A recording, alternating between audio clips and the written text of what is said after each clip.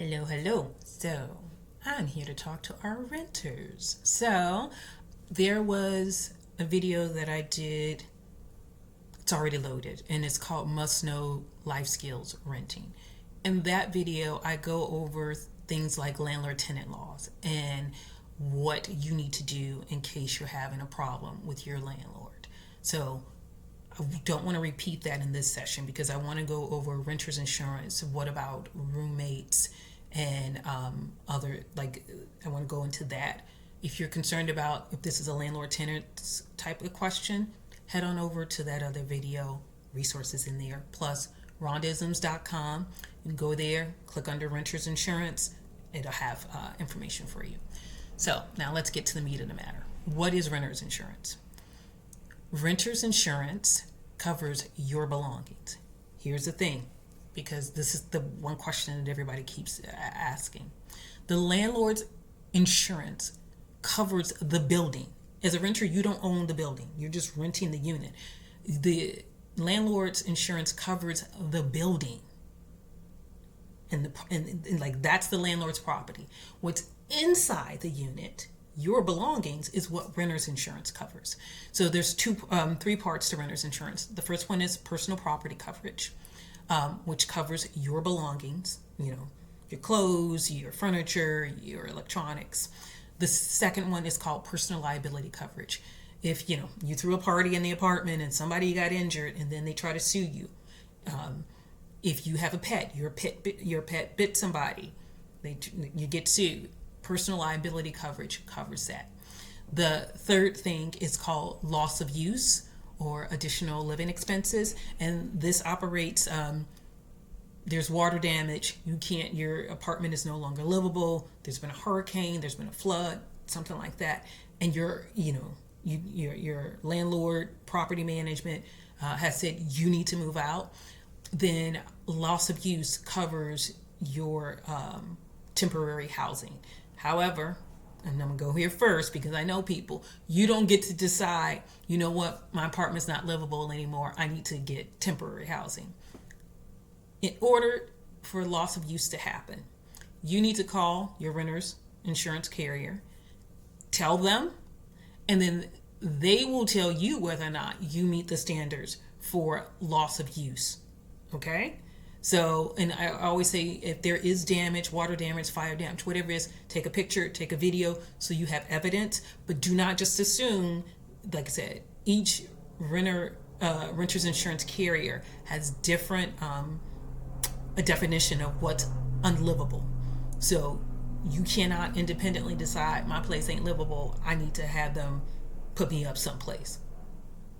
You do that. Don't do that. Call first. So like I said, so there's three parts to renter's insurance: personal property coverage, personal liability coverage, and loss of use. Most of you guys are concerned about your personal property coverage. So let me explain to you that your personal property coverage is not unlimited. There is a limit to how much your personal property is covered, typically between $20,000 and $30,000. So if you have personal property that's valued more than that, you might want to get something what's called add-on coverage. And here's where the limits to the personal property coverage comes in. For specialty items, you have musical equipment like a violin or something that's very expensive. You have jewelry that's, if you have more jewelry that's worth more than $2,000, you're going to need special coverage, because typically high-end jewelry like an engagement ring will not necessarily be covered under your renter's insurance.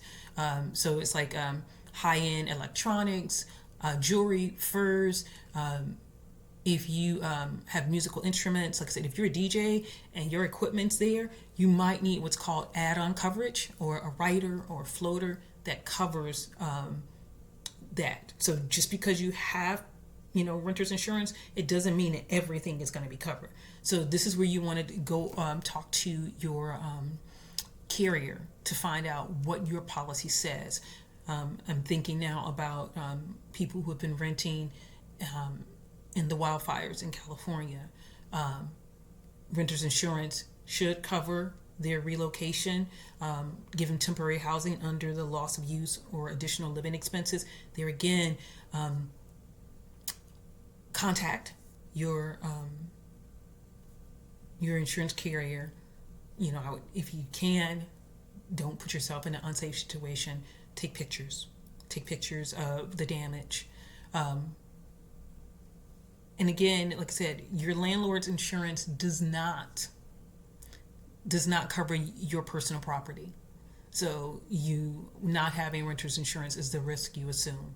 Here's the cautionary tale that I tell people when it comes to not having renter's insurance. And this article was in the New York Times. Issa Rae, they interviewed her years ago. And she said she had moved to New York. She was going to come out to New York, make that dream happen. She was going to grind. And she had all of her camera equipment, everything was in her apartment. Somebody robbed her apartment, took all that stuff. She had no renter's insurance. So that was kind of part of the reason why she packed up and moved back home to LA. So like I said, if you have high-end equipment, and you're in a rental, you might want to consider insuring those items. One of the things that I recommend for not just homeowners but also renters, have an emergency go bag. So if there's a tornado, there's a hurricane, there's a natural disaster, and you need to leave for whatever reason, your emergency go bag should already be packed and ready. And if you go to Rondaisms.com and you go into renter's insurance, I have a list of things that should be in your emergency go bag. My emergency go bag has a thumb drive, flash drive with I've scanned all my important documents, scanned copies of passport, driver's license, birth certificate, all that good stuff. So that's something that should be ready to go in case of an emergency. Roommates. If you purchase renter's insurance, it does not cover your roommate. It does not cover your roommate. Your insurance is for the person that's on that policy and their belongings. Now, should you be tempted to claim your roommate's belongings on a claim, that's fraud, and there are consequences to that. Just saying. Head over to Rondaisms. I have a separate article about roommates. Yeah. Bless your heart. So I just want to make sure I've gone over the basics. We've talked about personal property coverage and that you may need to get additional coverage for specialty jewelry, musical instruments, equipment, that type of stuff. Personal liability coverage. There was something I neglected to mention. So like I said, if someone is in your home and they're injured, your pet bites somebody, that's what personal liability coverage does. In case they sue you, it covers you. That's the coverage that it offers. There is a hiccup to personal liability coverage, particularly when it comes to pets. Certain dog breeds, insurance carriers do not cover. If you have an exotic pet, most carriers won't cover them. So you would need to get add-on coverage for your pet, okay?